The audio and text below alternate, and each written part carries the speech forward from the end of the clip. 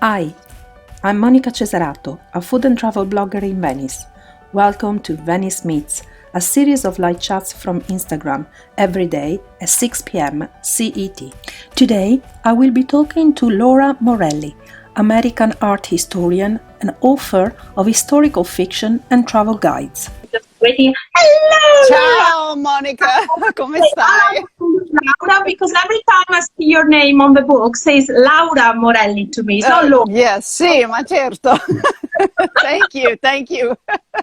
I don't feel so important today, but thank you for saying that. You're very flattering. Why aren't you feeling important? You are, my God. Hey, listen, you are on Wikipedia, so you're important. That's for sure. You know? So how are you doing? Thank you. I'm doing very well. I'm very happy to see you. I've been watching your lives and your guests, and it's such a great idea that you had to host your friends and see what people are doing, when they're stuck at home. So I think it's a great concept. We actually started literally a couple of days after we went on a lockdown, and it started as a laugh between me and Marisa because we wanted to talk to each other, and we had a lot of people following and stuff, but Facebook didn't allow us to do that anymore. So I said, let's do it on Instagram, live, and we had such stuff. And after I asked another couple of people, they said yes, and everybody after was writing to me, say to me, "Wow, that was very good. It made me feel so much better." And I thought, at the end of a chat, I always have so much energy. I think, well, I might as well carry on doing it at the moment to see how it goes. So, where are you? So I am on the coast of Georgia, which is on the east coast of the United States. A lot of people don't realize that there are actually islands off the coast of Georgia, or some people don't even realize that Georgia has a coast. We have 100 miles of coastline with some barrier islands, a chain of barrier islands. Only a few of them are actually accessible by car. Some of them are owned by the state. Some of them are uninhabited or privately owned, and a few of them are inhabited. And so it's a really beautiful place. We try to keep it a secret. I guess I haven't done a very good job of that because I just announced what it was like. But as you can see, it's very beautiful. You haven't given the Google pin, so it's fine. Don't worry. Yeah, I'll try to adjust my settings so you can see I don't know if you could see the background better, but it's a very beautiful place. It's filled with water.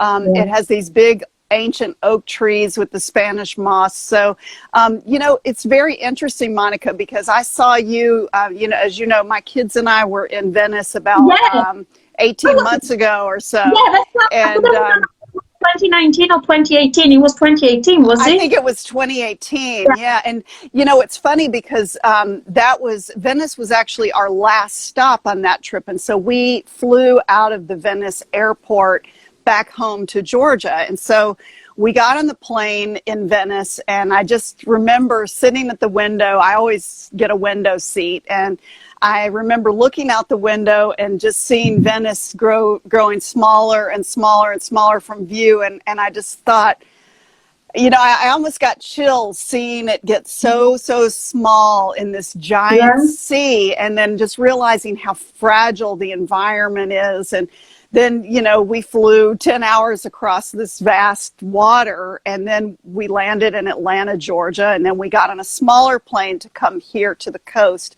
And as we were landing at my little tiny home airport, once again, I looked out the window and I saw this very fragile water-filled ecosystem, so much like Venice. And I had never really seen that connection before, but they are similar environmentally, at least, we're chains of very fragile little shifting islands, right up against this vast sea where these little strips of land between the sea and the mainland. And, it made me really appreciate maybe some aspect of why I love Venice so much, is because even though it's so strange and so different culturally, there's something about it that where there's a connection, place.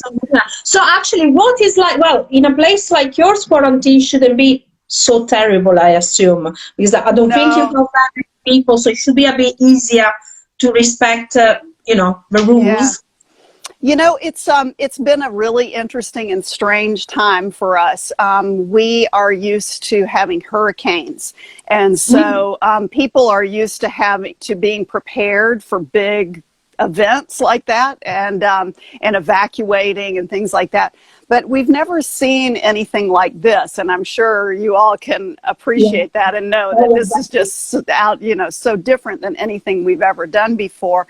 The challenge that we've had is that we have beautiful beaches, and so as soon as all of the schools were closed around the East Coast, everyone came from out of town, bringing all everything good and bad about that.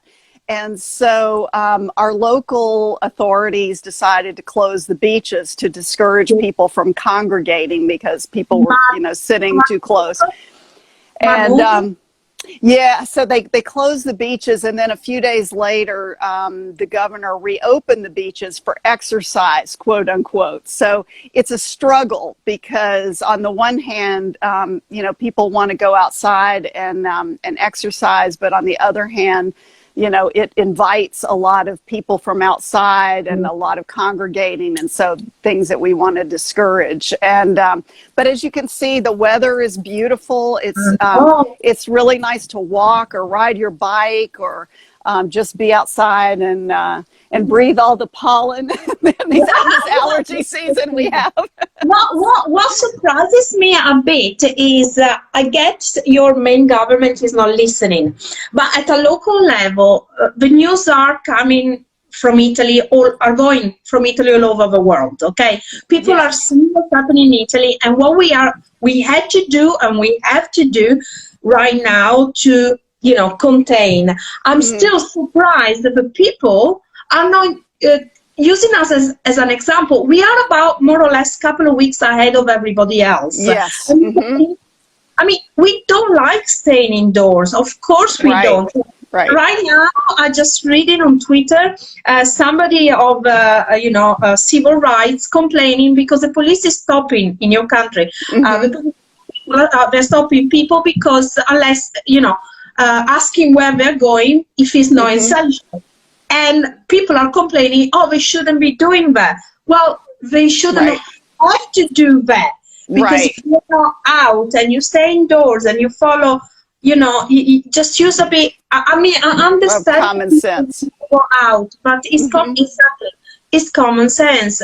And I don't accept anymore the excuse, I didn't know. Because nowadays, with all the information that we have, yes, a lot of fake news, but there are a lot of, there are a lot of good messages coming out. I don't understand why people are not listening. I really don't. I know, and it's, I think what's been challenging in the United States is our rules and our government is very decentralized. And so we have, federal, state, and local governments all trying to figure out what to do, and one supersedes the other, and so sometimes the rules are in conflict, as we're seeing in our community here. Our local authorities made a different decision than our governor did, and so they're in conflict, and so it's very tricky. Americans are used to having it their way, and used to having we're used to having our freedoms, and so it's a very different scenario, than you have right now, and they had in Asia for sure. It's a very challenging time. In Venice, are you going outside at all, or are people mostly staying in the house? Okay, so I live in the countryside. So to be honest with you, if I wanted to, I'm surrounded by field. I got about 3 houses next to me. If I wanted to, I could go out. I just I'm used to staying indoors anyway with my job anyway, but I choose not to. We made even just before we went to the lockdown, when the words were coming of the lockdown with my children, we decided only one of us once a week goes out, and if we can to 10 days. We tried to do 10 days. So Yeah. I actually went out for the first time not this Friday, the Friday before, and I hadn't been out for about 2 weeks. It was weird. But I know in Venice, there are a lot of people, in Venice itself, there's a lot of people respecting the law. There are a lot of people that take every single excuse, instead of doing a weekly shopping. But that's what you should be doing anyway. That way you limit the times you're going out. They take excuse to go out every day. But I've got to say, I'm lucky. I have a house, I have a tiny little bit of a garden, and outside I got fields. So it doesn't feel so claustrophobic. I have a lot of friends that are alone in apartments. Yeah, that's very challenging. I can understand. I mean, if you're an introvert, it's fine. But if you're not, it's not. But at the same time, I do think it should be a bit more, self-control. Not outside, because outside they are controlling. We do have people checking and stuff, but I think it should be the people themselves. And, we're all different. So I just know that me and my family, and I know my parents as well are doing it, and many of my friends are doing it as well. So that's all I can say, I can't for everybody else. So do you have grocery delivery in your neighborhood? Yeah and no. Okay, so it's there if we wanted to. It's just when you book it, it takes about 3 weeks to get here. Yes, okay. That's how you increase the. Nobody was using it before. Right. So I'm lucky. I live literally 300 meters, 400 meters from a big hypermarket. Okay. And next door to but what's very interesting that next door to the hypermarket, there is a smaller supermarket. What happens is when you go in the morning, there is a huge queue outside the big hypermarket, and there is no one going to the supermarket. Oh, okay. So perfect. We usually go to the supermarket, and but again, I'm in a rural area. It's a small town, so it's easier. Right. It's a lot of, if you're in a big city, if you're in the countryside, if you're in a small village, Venice, all very complicated, much more tough. Yeah. So my children, I asked my children last night what they wanted to know from Monica. Oh, that's nice. my friends. Usually I'm doing the interview. That's nice. Well, my children loved meeting Monica about 18 months ago when we were in Venice, and she took us on a wonderful food tour, and they loved everything we tasted. And so they wanted to know two things. One, if you were doing any cooking classes online, and then they also wanted to know if you were doing any fishing in the canals of Venice. Let's go to the fishing first. Okay. No, you cannot go fishing in the canals of Venice because there are fish, but you're not allowed to. But you're not allowed to fish. Okay, that's what I thought the answer was. Now you're not allowed to stay outside anyway. And let's say generally, to tell your kids anyway, the fish of Venice comes from the lagoon, not from the canal. But it does come from Venice, but the lagoon. Yes. Cooking classes. The cooking classes, I was thinking about doing it. The problem is that, as you know, I do my cooking classes with my cooking partner, and she lives literally 10 kilometers from my house. She's not very technologically savvy. Okay. So, and usually she's a hands. I'm the one that does the talking, that does explaining, does the stuff. So I could film, but who am I going to film? So I'm working on that. I need to get her on Zoom, and then once I get her on Zoom, then you can broadcast. That would be great. That would be fun. But anyway, let's talk about you, Laura. So introduce yourself to the people, then I can show the books because I got them ready here. Oh, good. Okay, I've got books here too, so I can fill in any gaps. So I'm an art historian, and I'm also a novelist. I write fiction. I write historical fiction, and I also write nonfiction. Everything I write has to do with art history. I love art history. I think it's the most fascinating topic in the world. And Italy, of course, is my favorite place because it's for an art historian. It's let's face it, it's paradise. So I started writing shopping travel guides in the 1990s, and my Here we first go. book was yes, there's Made in Venice, and if you pick up Made in Venice, it will show you, it'll tell you about the history and show you where to buy things like Murano glass, lace of Murano, You need to wood crafts. You need to come back to Venice. We need to do a little updating.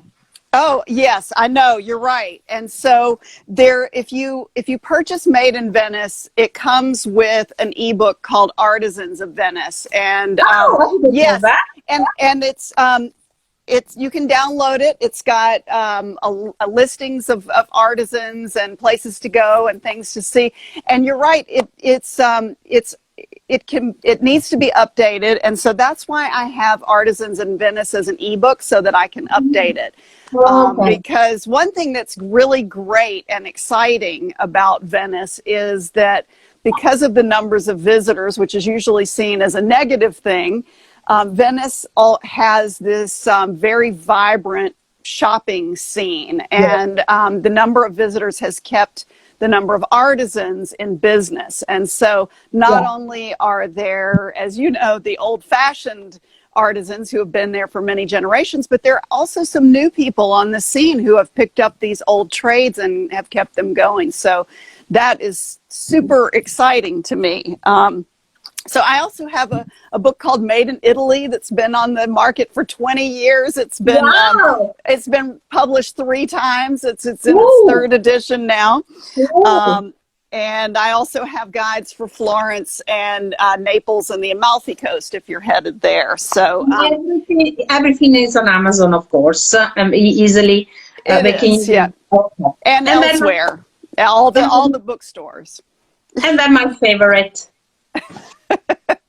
Which is the Gondola Maker. Okay, so there are 2 books in this series now. There's the Gondola Maker, and there is the Painter's Apprentice. You can read them in any order, but if you haven't read either one of them, I would suggest starting with the Painter's Apprentice, because the story actually takes place in the generation before the Gondola Maker, and so you'll learn a little bit about the painter that is involved, who's a main character in the story, and you'll learn a little bit about the gondola boatyards and the boat making trades that are so central to the story of the Gondola Maker. And you know what I particularly loved about the Gondola Maker? I'm pretty sure I'm gonna love all the other one I haven't read yet. That there's a lot of people out there that write books about Venice, you know, setting in an historic context, doing a romantic novel and so on. And every time I read, I come to about the 4th or 5th page and I put the book down and I leave it there, because it is so full of historic mistakes, but not just historic as in the place, but even the way the people would have behaved. So it's written set in the historic period, but with a modern kind of acting, you know, behaving. Yes. We are all for women, you know, not understanding that women in Venice, even though Venice was so much more forward than all the other countries, yes, and the freedom that we have nowadays. And that's why I love the book, because it written is set in the period, but your characters, in my opinion, behaved as they would have behaved. So it's beautiful to see a love story, but how it wouldn't really happen that way, you know? So but I couldn't put the book down. I think I read it within like a couple of days. Well, thank you. Thank you for that. I really appreciate it. I mean, you know, that's one of the interesting challenges, I think, about writing historical fiction, particularly female characters, is, you know, working within the confines of the choices and decisions that women had to make in pre-modern times, you know, and making it realistic and not making it very, you know, trite or, you know, making a caricature of someone. But, you know, it was when I was working on this book, The Made in Italy, that I, you know, that this novel, that the Gondola Maker came to me, because I went around to every region of Italy, every place. I was living in Milan at the time. I traveled from the Alps all the way to Sicily, all the regions, and I interviewed artisans who were passing on these traditional trades. And I heard the same story everywhere I went, and it was fascinating. You know, what they said to me was, oh, we feel that it's so important to pass on our trade to our children and our grandchildren so that it doesn't die. And it made me wonder what would happen if the heir was not able for some reason or not willing to follow in the parents' footsteps. Unfortunately, it's happening in Venice now with many artisans. Yes, right. And so I found that an interesting question, and certainly the boat building trades in Venice are so fascinating, and they're so inextricably linked with Venice and Venetian history that I thought it would be an interesting setting for a story. So that's how it got started. But I don't know, Monica, if you know, I have a new historical novel launching next month that is set in Florence. Not that I'm abandoning Venice, because I'm coming back to Venice for other work. But I have a new book that's coming out next month that is called The Giant, and it's based on the story of Michelangelo's David and its creation. And so if you go to my Instagram account, you'll see the cover. The cover is just being revealed officially tomorrow. So yeah, I think I saw it today when I was checking things out, and I think I saw it also on the internet. Yeah. Oh, it's officially tomorrow. Nice. Oh, so wow. Well, tomorrow you'll see the cover, and then the book will be out in May. And then later this year, I have another historical novel coming out called The Night Portrait, that is about Leonardo da Vinci's Lady with the Ermine. You may know the portrait of the lady carrying that strange-looking white furry creature in her arms. And so it's a book that is a dual timeline story. It goes between Renaissance Italy and World War II. That portrait was actually stolen by the Nazis in World War II from Poland. And so the book goes back and forth between the 1490s and the 1940s. So it's something a little different than what I've done in the past, and I'm really excited about that too. So that's later in 2020 that it's coming out. Got a question for you. Talking about being able to set the right characters at the right time and not making, the mistakes I was telling you before. I mean, as an Italian, obviously, it probably will come easier for me to, not that I can, but let's say to set myself in that frame of mind, because of course, having grown up in Italy, so knowing the difference, for example, from North and South, knowing how, Italians behave and, the culture. How hard is it as an American to write about women? Because, guys are the same all over the world. Whatever. Listening, you're all the same. But women, there is a huge, I lived in England, so I can, and I have many American and English friends, and there is a huge difference in culture in the way we behave as women. Yes, of course, we have some particular things that are the same, but literally, so how hard is it when you have to write an Italian woman character being American, and so thinking as an American? Yeah, it's an interesting question, and I think, the important thing, I think, to realize is that as a novelist, you're making up a story. It's fiction, and so that always, I get a chuckle when people say, oh, well, that person can't, write that particular story because they're not from that culture or from that, demographic or whatever. And I thought, when I see that, I laugh, because I think, well, okay, but I wrote an award-winning book that's written from the perspective of a 20-year-old, Venetian man living in the 1500s, and here I'm a middle-aged American woman living in the American South. No one told me that I couldn't write him. No, but what I'm asking is how do you do it? That's what I'm asking, because you literally did it. That's what I'm saying. You did it with a Gondola Maker. That's what I'm saying. So how do you do it? So you make up a story. I mean, you make it, and it is interesting, I think, because in some ways, I think perhaps it's easier to make something up about someone who's very different than you are, you know, then I think for me, it might be challenging to write a story about, you know, an American middle-aged woman living in Georgia, for example. That might be tough to separate myself enough to really write something effective about a character like that. But I think that, you know, you write what you are excited and passionate about. And I just find this history of Italian art such a fascinating subject. I mean, I always have. I feel like it's just a font of never-ending inspiration because there's so much there. It's so rich and it's so deep. And, you know, if you look at a portrait painted, you know, like I looked at the portrait of Cecilia Gallerani, who was the mistress of the Duke of Milan.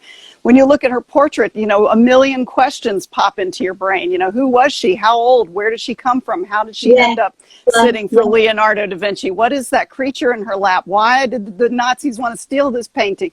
You know, there's just so many questions to explore and to think about and to imagine. And, you know, I think what I really enjoy is I enjoy the research very much. I mean, I started out as an academic. I taught at the college level. I love the research, but the research only takes you so far. And so I love to sort of build the skeleton of the story around the facts, the known facts, and then realize that there are all of these holes that to fill in that we don't know. And so that's where, you know, the research ends and the imagination begins. And maybe to answer your question, that's part of how you do it, is just seeing what the facts are and then imagining what's left. You know, it's just so much fun. I think it's a blast.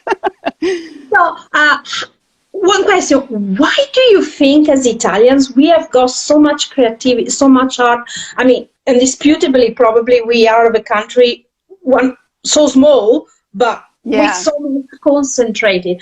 Why do you think we are so? Well, we were, because I'm not sure we still are, but I think you are. So creative for, you know, and so much.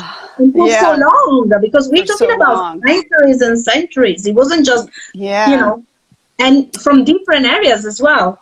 Yeah, it's such an interesting question. I think it's probably people could write books just on that one question.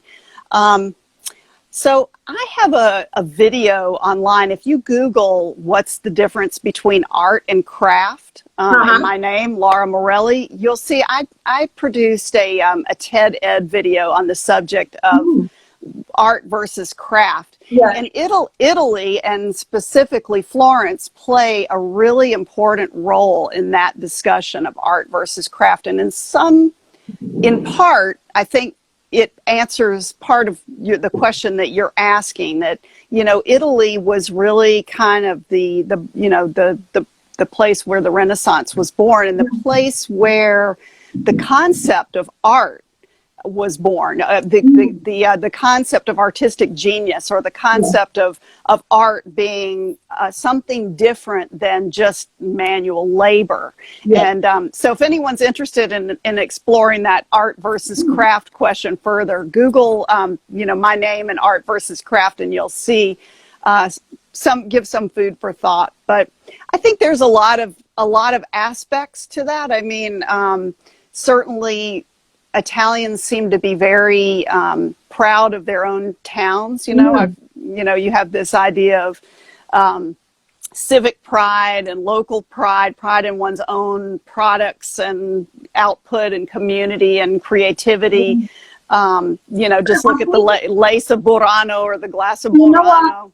I think that what it goes also is very deep rooted in every Italian, and I'm talking about even to the most, you know, and by ignorant, I don't mean stupid, I mean uncultured, you know, that he didn't go to school and stuff. Uneducated, maybe. Yeah, uneducated, that's it, the word wasn't coming to me, thank you.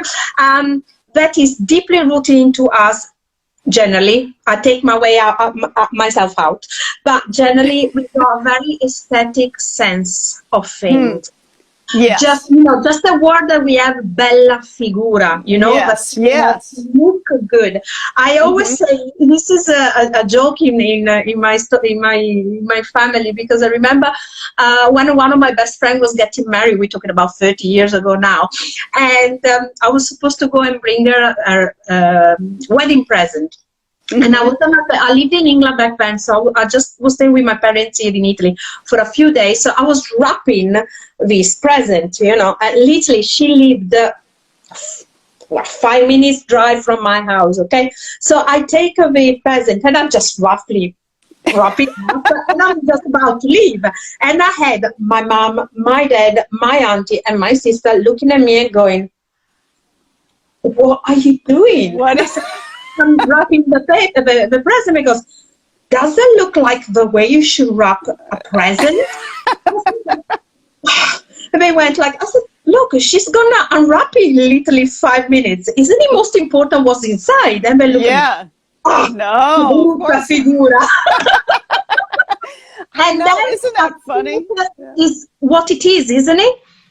Yeah, I mean, just look at the number of words that are formed from bello in the Italian language, the che bello, che bellissimo, bellissima, just think about all the different ways that word is used in the Italian language. And you could even say che bello, meaning like, that's wonderful. It's not only about beauty, but it's about anything fantastic or wonderful. And so I think that concept of bellezza is just deeply rooted, like you said, in the Italian culture. And I think also the importance of the family really ties into it, because the family was the unit particularly for these artisans who were passing on these trades from one generation to the next. If you had someone who was a shoemaker or, a belt maker, I mean, that family was passing on that artistic trade to their children, their grandchildren, their great-grandchildren. So I think the family has played a really important role in so many things in Italian history, but certainly in the transmission of, like you just described it, of beauty and, and instilling that value on beauty in the culture to their children, whether it's a wedding present or or a pair of shoes. It's something, because it's something that never is, the way your house has got to look. Like just another little example. My mom, she's an amazing cook. She likes cooking for people. She just doesn't like having people at home. Not because she doesn't like having the people at home, but because she doesn't like to be under observation from people of the way her people. I see. Yeah. Don't get me wrong. My mom is you can actually lick the floors in her house. It's okay. Yeah. But she doesn't like that. So I think it's deeply rooted in. I repeat, not in me, because I'm not. You're the exception. And you make some beautiful food all the same. Beautiful, maybe not good. Another question, but I know it's a stupid question, but I like asking this to writers, because every time they tell me I'm silly about asking that thing. But how long does it actually take you generally to write a book? No, it changes. So embarrassing. This is so embarrassing. You want to know really how long it took me to write The Gondola Maker? Yeah, go on. 7 years. 7 years I worked on it. Now, mind you, I was not working on only that for 7 years. I mean, I have 4 children who were born in the meantime, and all of that. And very funny. Thank you. And I was working on other projects, but now thankfully it goes a lot faster. But it depends a lot. I mean, it depends a lot. This book, I mentioned I have 2 novels coming out in 2020. The book called The Giant that's coming out in May, that book has taken me years as well. And it's a project that it has sort of plagued me for a long time, because it started out 10 years ago, probably, as a nonfiction book. I wanted to write a book about Michelangelo's David that was sort of like in the spirit of one of Ross King's books on Brunelleschi's Dome or something like that. But it morphed into a historical novel, and it was something that I kept putting away and then pulling out again, and then putting away and pulling out again. And so that book has been really a labor. I mean, it's been a labor of love, and it's been a story that won't let me go, but I have definitely put it aside numerous times, probably more numerous times than I want to admit, until I finally felt like, okay, this is almost done. You know, this is ready to go out. And then I finished it. The Night Portrait that's coming out in September was super fast. Like, the concept came to me and I sat down and I wrote it, and in a period of a few months it was done. The draft was done. And so I don't know when I start a project whether it's going to be an easy one or a really hard one. I get it. I mean, you know, I don't write books, or my Cicchetti book is, I've been writing for about 10 years now. Yeah. But I don't write books, I write blog posts. But yeah, actually, the concept is the same. Sometimes I'm writing a blog post and in a couple of hours it's done. And they're probably even the best ones, because I just don't think too much. I just pour out what I'm feeling, and then I post and then it. It's finished. And then sometimes I writing blog posts that I kind of feel I have to write, because you should write certain kind of posts, and it takes me ages, and I write and I leave them there, when I go, and they end up being very long and very prosaic, and I know exactly what I wanted to say. So yes, I think the concept is about more or less the same. Yeah, I wish there was a way to know at the outset, because in both cases you're excited about the subject, the idea, but I wish there was a way to know, like, oh, is this going to be an easy task, or is this going to be really laborious? I think who wants really to know is your agent, probably. Yeah, I know, exactly. Exactly. They're going, okay, I'll have to wait for this one. Let's pick that one and not this one. Listen, what about doing a book about women of Venice? I'm waiting. Nobody's writing a book about women of Venice. About women of Venice. Well, yeah, that's a good question. There are so many important women we had. I know. Well, our friend Kathleen Gonzalez has written some about women of Venice, which is great. But a lot of people ask me about women artists, and it's such an interesting topic, and so I would like to explore that and share that. I have, in addition to my nonfiction books, I also have started to move some of my art history classes online for students. And I currently have a course on women in Etruscan art, which is not exactly Venetian, but maybe people have said to me they're interested in women artists from Venice or from other regions. And so, that's a topic that I want to address. Maybe not as a book, but as a class online, because people seem to be really interested in learning it. And that's, it's such a great topic. I mean, we all know about Leonardo da Vinci and Michelangelo already, right? But there are a lot of women artists that are not as well known. So there are a lot of women artists of the, in Italy above all, that of course,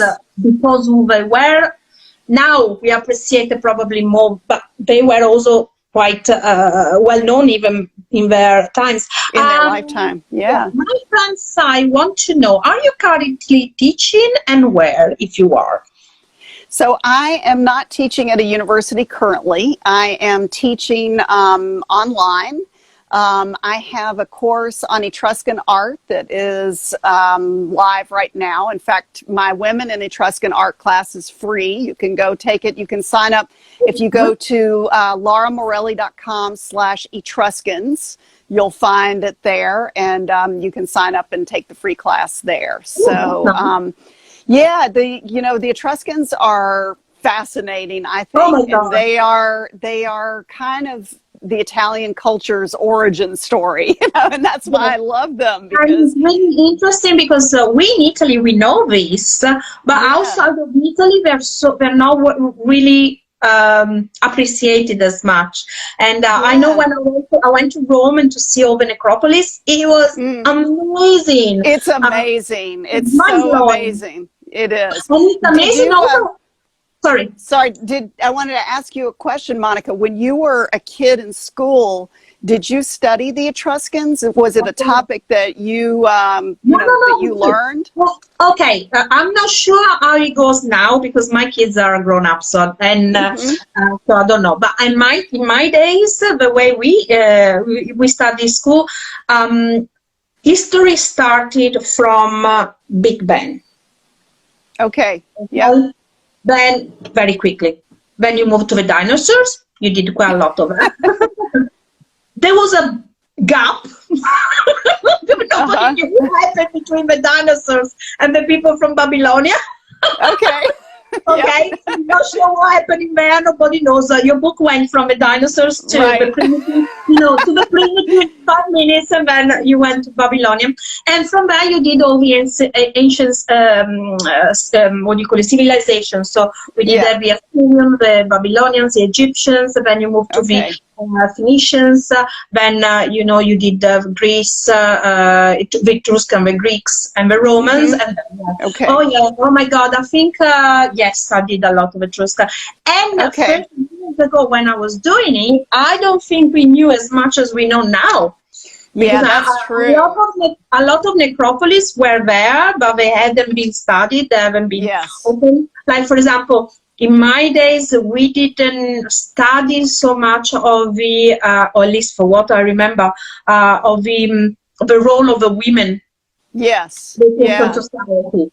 When instead, when I read now, it was very important, much more compared than to other civilizations. So that was, very interesting.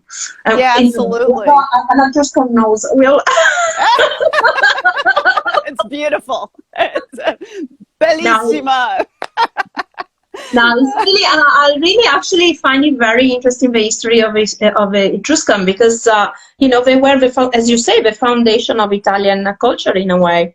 Yeah, and they are. And it's, I was in Italy in September with a group of Etruscologists, and some of the other Italians that were traveling with me had told me that they really didn't study very much of Etruscan history in school, and you're right about the discoveries. I mean, it is a very new field compared to Greek and Roman studies, and there are new discoveries all the time. And when you start to understand how the Etruscans, buried their loved ones and sent them to the tomb with all of their goods.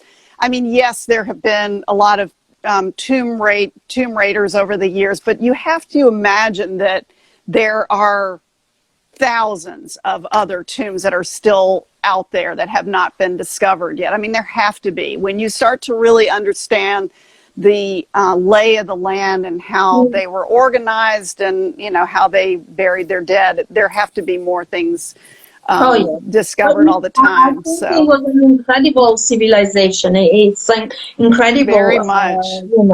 And you have to remember, a lot of times when you talk to Italians, depend who you're talking to when they mean they didn't study, because you have to remember, a lot of times it is in the books, but it doesn't mean we studied. Right.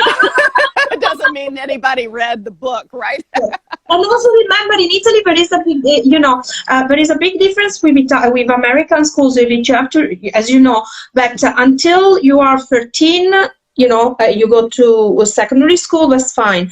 But once you go to what you call high school, in Italy at 13, 14, you have to choose the school with certain paths, and schools are divided by specialization. So if you go to what we call a liceo, that could be maybe classical or science. Classical, you definitely do all the history, Right.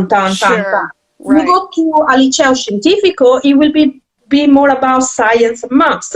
You go to the school I went, for example, I did the tourism and languages, and because it was tourism and languages, we did do history, and we did do art history, because of course it relates to tourism. Like Sure. one of my sons, for example, went to do IT history the first couple of years, and then he forgot And about it's it. finished. Yeah. So, and you know, you don't remember much of what you do at primary school and secondary school anyway. Right. And in primary, secondary school, we did do it, but very, you know, very quick. So, Sure. and then it depends. Is also if people have been to visit the necropolis, then you know more and you remember. Yes. If you've Yeah. never been, you know. To which one did you go to when you went to? I've been to a lot of different ones. I mean, the one that is really, I think, the most evocative in my mind is at Cerveteri, which is just north of Rome. The necropolis there is just to walk the little pathways between the excavated tombs. You feel like maybe what it was like to be in an Etruscan town. You know, you feel like you're walking the streets of an Etruscan house or Etruscan town. Sort of, they were multi-generational.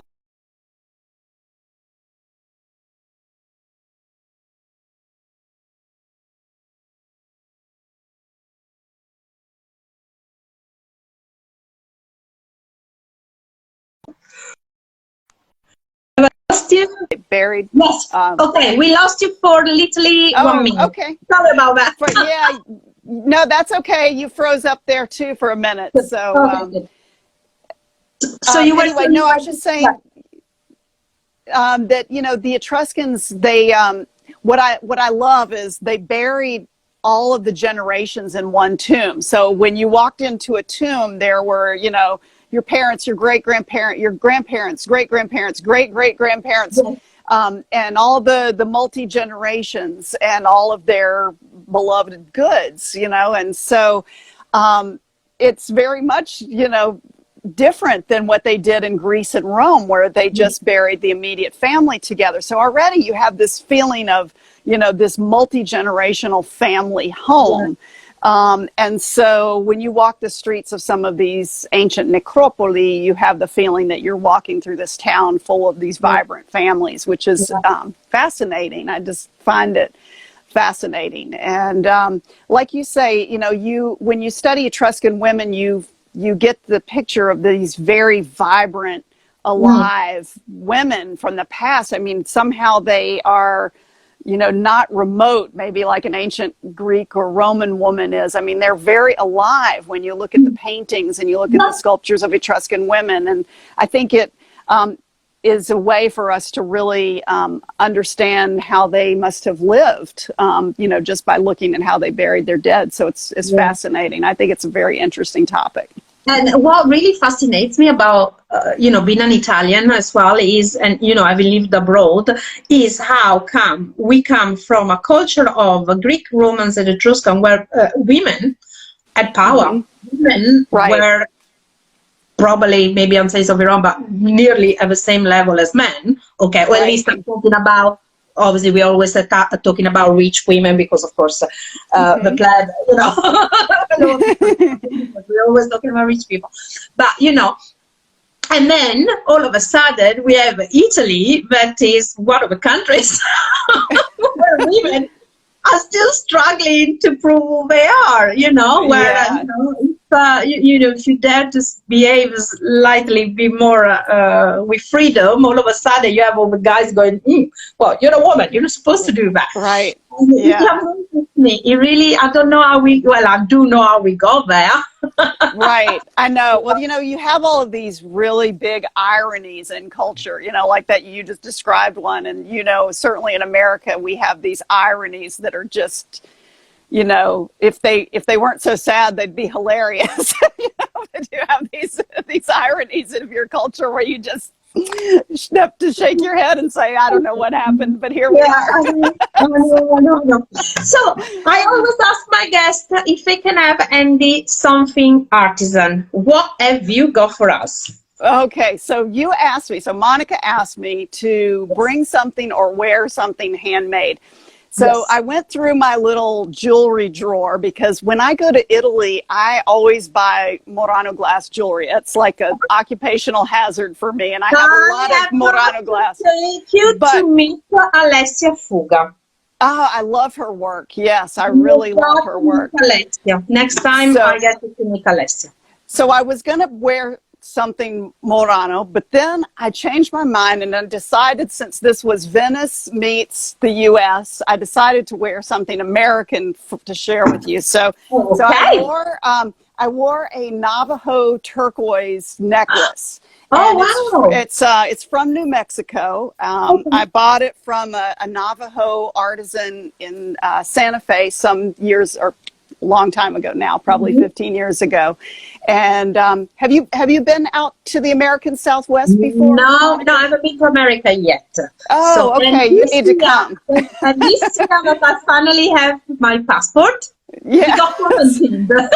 Yes, I know. We all have such huge travel lists now of all the things we're going to do after we get out of quarantine, right? Well, make some money first, if you ever go to the American Southwest, you'll see that these handmade craft traditions of the Native Americans are just as vital and vibrant as they are for Venetian artisans. And, you know, there are still lots of traditional Native American artisans doing beautiful basketry and jewelry and pottery and beadwork and all kinds of really beautiful things by hand. So that's a really exciting, cool aspect of American culture where you can find this, you know, these handmade treasures. So tell me, can you stand up and show it because I can't see it? Okay, yes. Put it next to the, and what's interesting about the Native Americans is also the connection with Venice and with the beads. Yes, you're right. I didn't even think about that when I picked out the necklace. So I'm gonna be talking to Marisa Convento on Saturday about this. You know, about the importance of the beads all over the world. So yes. How awesome! I'm gonna have to tune in to that because that's a fascinating topic. Well, she's an amazing person to listen to. She did an interview yesterday with an Italian very famous blogger, and I was, you know, I know her, we're my best friend, so I heard her over and over and over saying these things. She's not telling me anything new, but every time she says it, it's like she says it for the first time. The first time.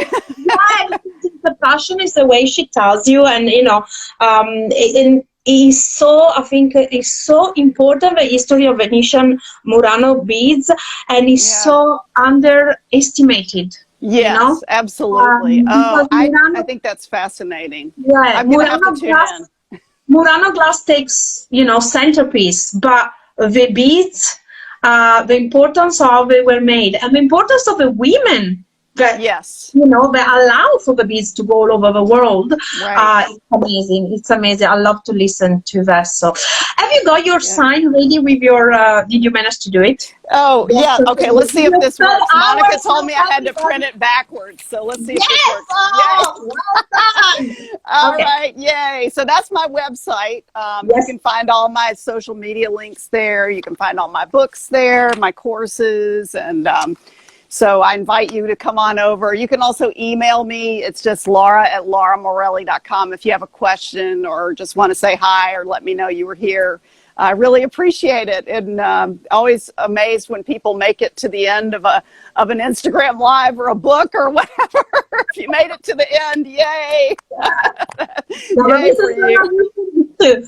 So anyway, what's quarantine food in your household in these days? Oh my gosh. It is crazy, Monica. Thank goodness for grocery delivery in my neighborhood, because with 4 kids, it is, and they're all teenagers, and so it's just the volume. So they all cook all day long. It is, the volume of food is unbelievable. But no, my daughters have been making sushi. They've been doing all kinds of peanut butter cookies and poppy seed lemon bread and muffins, and we've had lots of veggie omelets, and you can think of the old population of the island. I know, it's crazy. Oh, so I have to tell you this. We had several years ago, I had a book signing here on the coast of Georgia, and I worked with a local chef here who's very, very good. And we did a Venetian menu for our dinner that was all using local ingredients here from the coast of Georgia. And he did an amazing job of making connections between our cuisine here on the coast of Georgia and your cuisine in Venice. And so, you know, one of the characteristic dishes here on the coast of Georgia is shrimp and grits. Have you heard of shrimp and grits before? No, so but grits is similar to polenta, right? It's polenta. Grits and polenta are essentially like polenta is the fancy polenta for grits. Polenta is skyr. Yeah, it's just polenta. Okay, that's the fancy way to say grits. And then shrimp are just, you know, the shellfish. And so you eat that. We do a lot of things with like rice and peas in the South, you know, as you do, because we have these, you know, these low-lying areas and these rice fields. And so there are a lot of really interesting parallels with the cuisine. So, you know, we do a lot of shellfish. Yeah, it's fascinating. But so all of that, you know, we're getting ready for Easter, and we'll, you know, try our best to do some kind of traditional Southern Easter food. We'll see how it goes. What's traditional then where you are? Oh, gosh. Well, you know, we're, as I'm sure many of you around the world are probably eating a lot of comfort food right now, whatever that is in your neck of the woods. In my neck of the woods, comfort food is, you know, meatloaf and mashed potatoes and lima beans and cornbread and biscuits with honey or gravy or things like that. And so, yeah, a lot of people are, some of our local restaurants are emailing out their daily specials and their menus. And so in my inbox every day, I see, you know, what I could drive over and pick up. I haven't really been out of the house in weeks. We've been doing grocery delivery, but I'm thinking for Easter, we might pick something up that is, you know, local and traditional. So I'll let you know. It might be barbecue. Oh, nice.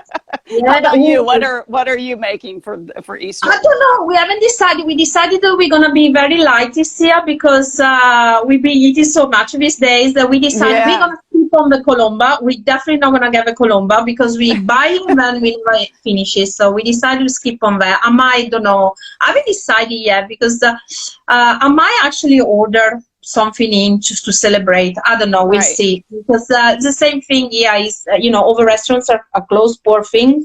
Some of them are organizing delivery. So just to give maybe a little support, I don't know. For my birthday, I had a really fancy grilled meat. So I had, you know, the grilled meat brought a mixed grill. I don't know. We'll see. I haven't decided yet. I'm using the idea at the moment. Yes, I know. I think we all are. Yeah. So, you know. Laura, what can I say? It was so nice talking to you. And it's nice to talk to you too. I hope you're coming back with the kids here. Yes, and we had another trip planned the end of this year, but it doesn't look like it's going to happen. So as soon as possible, we'll be back. Okay, and thank you again for the lovely chat. And guys, buy your books, buy your books, buy your books. Because they're amazing. And I hope to see you soon. Have a lovely Easter with your children. Thank you very much, Monica. Ciao. Ciao, Bella. Ciao, ciao.